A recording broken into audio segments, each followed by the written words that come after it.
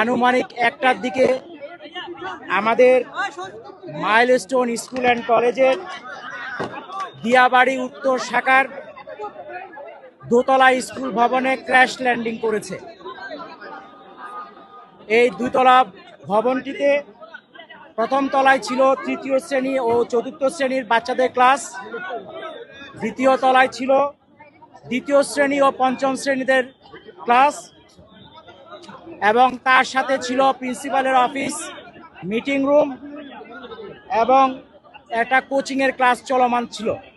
তবে ওই crash landing যখন হয় তখন স্কুল ছুটি হয়ে গিয়েছিল, এবং ওই সময় যে জায়গায় টিচার্স রুমের সাথে যে ল্যান্ডিংটা হয় আঘাত করে ওই জায়গায় বাচ্চা কাচ্চারা জড়ো হয়েছিল এবং তাদের সাথে হয়তো কিছু অভিভাবকও ছিল।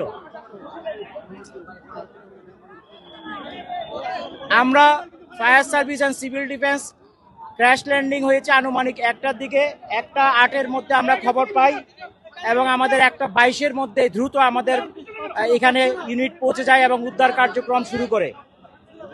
আমাদের মোট 9টা ইউনিট এখানে কার্যক্রম করেছে।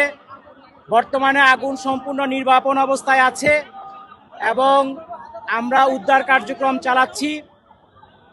উদ্ধার কার্যক্রম একটু আগে আপনারা দেখেছেন, ক্রেন নিয়ে যাওয়া হয়েছে এয়ারক্রাফটের পিছনের যে ফিউজিলাজ বলে ওই অংশটাকে টেনে বের করার জন্য।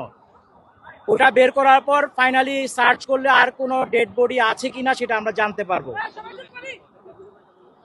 এখন পর্যন্ত আমাদের 6টা অ্যাম্বুলেন্স ছাড়াও আশেপাশে অনেক অ্যাম্বুলেন্স ব্যবহৃত হয়েছে এবং ঢাকার বিশেষ করে সিএমএইচ, ঢাকা মেডিকেল কলেজের বার্ন ইউনিট এবং বাংলাদেশ মেডিকেলেও অনেককে আহত অবস্থায় নিয়ে যাওয়া হয়েছে বিভিন্নভাবে।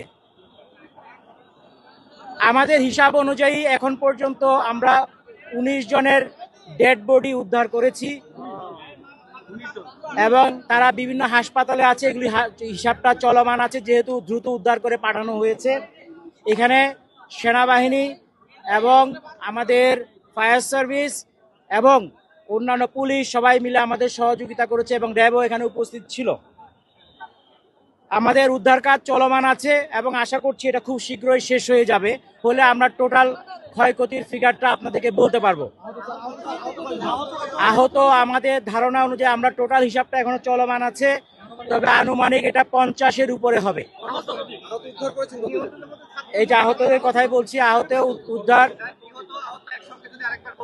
নিহত আমাদের হিসাব অনুযায়ী এখন পর্যন্ত 19, আর আহত বাংলাদেশ মেডিকেল এবং ঢাকা বার্ন ইউনিটে এবং অন্য জায়গায়ও থাকতে পারে, আমরা খোঁজ খবর করছি। এটা 50-এর উপরে হবে মনে হয়। নিহত সংখ্যা 19, 50-এর উপরে হবে। এটা ফাইনাল ফিগারটা আমরা যখন চূড়ান্তভাবে বিভিন্ন জায়গায় আমরা খোঁজ খবর করছি তখন আমরা এটা বলতে পারবো। আমাদের এখানে আমাদের মাননীয় উপদেষ্টা মহোদয় স্বরাষ্ট্র মন্ত্রণালয় উনি এসেছিলেন, উনি দেখে গিয়েছেন।